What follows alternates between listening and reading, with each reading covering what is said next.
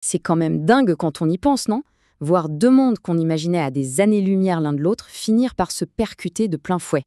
D'un côté, on a une institution vieille de plus de 2000 ans, avec ses traditions, ses rites séculaires, et de l'autre, la pointe absolue de la technologie moderne, l'intelligence artificielle, les algorithmes prédictifs, les armes autonomes. Eh bien, c'est exactement ce contraste saisissant que nous offre l'encyclique de 2026 intitulée Magnificat Humanitas, signée par le pape Léon XIV. Dans notre décryptage d'aujourd'hui, on va vraiment décortiquer comment ce texte aborde la protection de la personne humaine à l'ère numérique. Et croyez-moi, l'énergie et l'urgence qui se dégagent de ce document sont absolument palpables. Parce qu'au fond, on ne parle pas seulement de théologie ici, on parle de l'avenir même de notre humanité face aux machines. Bon, on attaque? Au menu de notre analyse?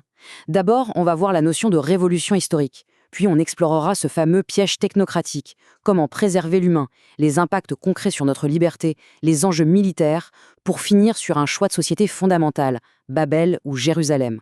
Allez, première partie, une nouvelle révolution historique. Comment ce texte se positionne-t-il dans le temps?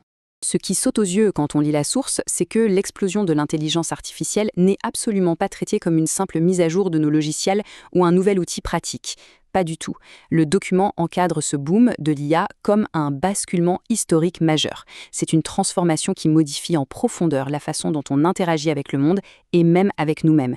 C'est fascinant de voir comment l'Église a historiquement répondu à ces énormes bouleversements. Regardez, en 1891, le document Rerum Novarum répondait aux défis colossaux de la révolution industrielle. Ensuite, en 1965, le Concile Vatican II tentait de positionner la pensée face à l'ère moderne, et donc aujourd'hui, en 2026, Magnificat Humanitas s'inscrit dans cette lignée directe pour affronter l'ère de l'intelligence artificielle.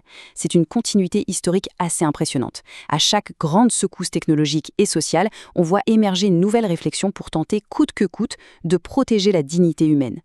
Pour bien capter pourquoi l'institution ressent le besoin de prendre la parole maintenant, il faut faire un petit arrêt sur un terme latin super important qui revient dans le texte, res nove.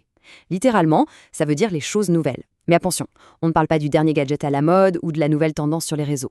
Les res nove, ce sont des mutations profondes de la société, des changements presque tectoniques qui exigent d'être analysés avec énormément de recul. Et l'IA est perçue exactement comme ça, une chose nouvelle, d'une telle ampleur qu'elle réclame une évaluation morale et philosophique super rigoureuse. L'idée, c'est de s'assurer qu'on ne sacrifie pas la dignité humaine sur l'autel du progrès technique. On passe à notre deuxième point, le piège du paradigme technocratique. Quel est le vrai conflit central ici? Donc, le point de bascule de tout ce raisonnement, c'est ce concept de paradigme technocratique. Et là, on va bien au-delà d'une simple critique des algorithmes. C'est une remise en question totale d'une vision du monde où l'efficacité absolue écrase tout le reste. Dans cette logique technocratique, une personne, ce n'est plus une fin en soi, c'est un moyen. C'est juste un point de données qu'on peut mesurer, trier, optimiser. En gros, la nature et l'humain deviennent de simples matériaux qu'on exploite pour nourrir d'immenses bases de données. C'est une alerte rouge sur le risque de vider les individus de leurs valeurs, de leur mystère naturel, juste pour faire plaisir aux performances de la machine. Quand l'efficacité devient notre seule et unique boussole morale, on marche sur des œufs. Le texte détaille des dangers vraiment structurels liés à ce paradigme. D'abord, il affirme un truc essentiel. Le développement de l'IA n'est jamais, au grand jamais, moralement neutre. Chaque ligne de code, chaque algorithme implique des choix sur ce qui a de la valeur, sur ce qu'on met en avant ou ce qu'on cache. Ensuite, il souligne que cette tech a tendance à concentrer un pouvoir de dingue entre les mains d'une toute petite élite, ceux qui possèdent les datas et les compétences. Et puis, il y a le fameux danger des boîtes noires. Imaginez des décisions opaques prises par une machine qui impactent votre vie, votre boulot ou vos libertés, sans aucun moyen de faire appel. Enfin, tout ça mène à ce qu'ils appellent l'érosion de la responsabilité. Vous savez, ce moment où on se cache derrière l'écran en disant « Ah mais c'est pas moi, c'est l'algorithme qui a décidé ». Allez, troisième partie, préserver l'humain et ses limites. C'est quoi la place de notre fragilité là-dedans? Alors là, on aborde un point vraiment fascinant.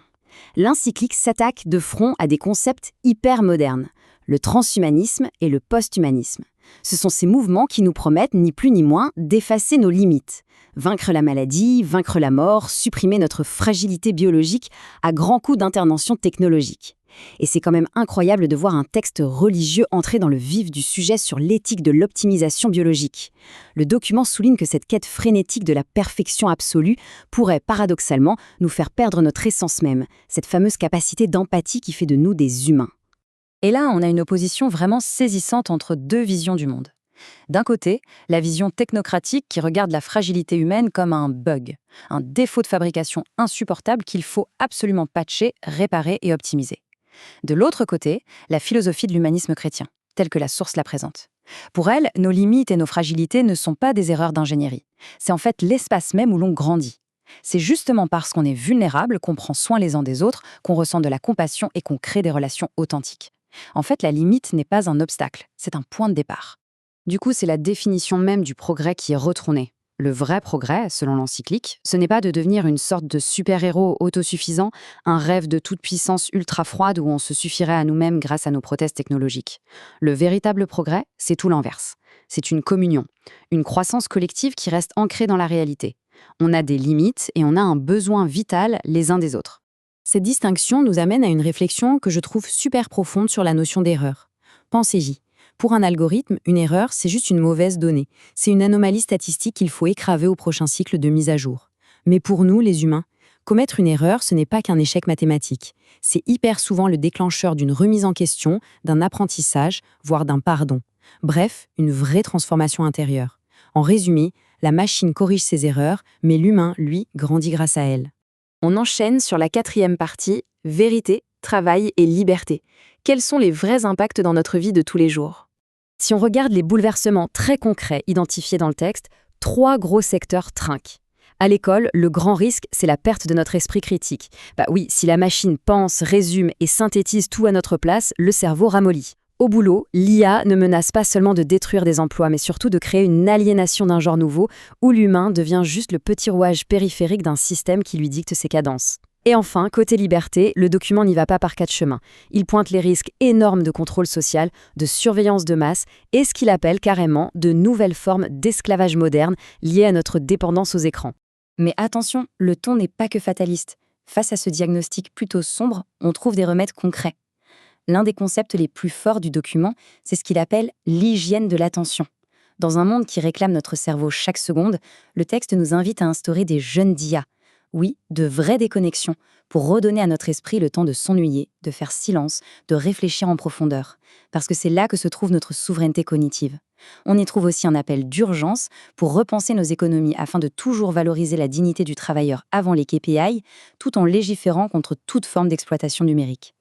5e partie, et là on touche à un point particulièrement critique, la technologie face à la guerre. Ce qui fait vraiment froid dans le dos ici, c'est la dépersonnalisation absolue de la guerre moderne. Quand le conflit devient un truc d'algorithme, géré à des milliers de kilomètres par des drones et des probabilités mathématiques, la réalité atroce du terrain est complètement gommée. L'adversaire humain perd son visage. Il devient juste un point clignotant sur un écran 4K. Et la victime innocente, elle n'est plus qu'une statistique froide, balayée sous l'expression ultra-clinique de « dommage collatéral ». La technologie instaure une distance qui anesthésie totalement notre conscience. Le verdict posé par l'encyclique est sans appel. Il n'y a pas d'agents moraux artificiels. Une machine, même la plus prédictive et sophistiquée du monde, n'éprouvera jamais de pitié, de compassion ou de remords. Elle ne fait pas la différence entre le bien et le mal. Du coup, laisser des entités purement mathématiques prendre des décisions irréversibles de vie ou de mort, c'est considéré ici comme la ligne rouge absolue pour notre civilisation. Alors, pour éviter de plonger dans une course aux armements complètement hors de contrôle, le texte formule des demandes de géopolitique hyper précises. Règle numéro 1, il faut impérativement maintenir une chaîne de commandement 100% humaine pour toute décision létale. Pas de négociation là-dessus. Il réclame aussi des contraintes éthiques mondiales, vérifiables, sur la création d'armes autonomes. Et au milieu de tout ça, il lance un grand appel pour relancer la diplomatie, bref, remettre des humains autour d'une table pour se parler, plutôt que de laisser les machines gérer l'escalade à notre place. Et nous voici à la dernière section de notre analyse, Babel ou Jérusalem, la grande métaphore finale. Le document nous place collectivement devant un choix de société, illustré par 2 villes symboliques. D'un côté, on a la tentation de bâtir une nouvelle tour de Babel. C'est l'architecture technologique du contrôle absolu, de la standardisation et de la domination qui nous mène droit vers la perte de ce qui nous rend humains. Et de l'autre côté, Jérusalem, le symbole d'un projet d'inclusion, de paix et de communion. Une architecture sociale qui, au lieu de nous réduire en données, protège et partage la dignité inaliénable de chacun d'entre nous. L'idée forte ici, c'est que notre futur n'a pas à être une équation froide et prévisible. Notre avenir n'est pas verrouillé dans des lignes de code opaques faites pour nous contrôler, non. Il se définit au quotidien par l'exercice de notre liberté et par les liens réels, physiques, qu'on choisit de cultiver. C'est l'empathie, la solidarité et la patience face à l'autre qui bâtissent vraiment la société, pas les serveurs. En fin de compte, la thèse fondamentale qui porte toute cette réflexion, c'est que la dignité humaine a une valeur inquantifiable. Aucun KPI, aucune métrique de performance, aucun réseau neuronal aussi brillant ou fulgurant soit-il ne pourra jamais reproduire la profondeur, la chaleur ou le mystère qu'il y a dans un simple visage humain. Ça ne se code pas. Pour conclure ce décryptage, je vous laisse avec cette interrogation provocante, directement posée par le texte. Face à chaque nouvelle innovation qu'on adopte, face à chaque algorithme qu'on laisse entrer dans nos maisons, nos écoles ou notre travail, la seule véritable question qui mérite d'être posée est celle-ci. Est-ce que cette intelligence artificielle rend notre vie sur Terre plus humaine ou moins humaine ? À nous d'y réfléchir. Merci de m'avoir suivi pour cette analyse.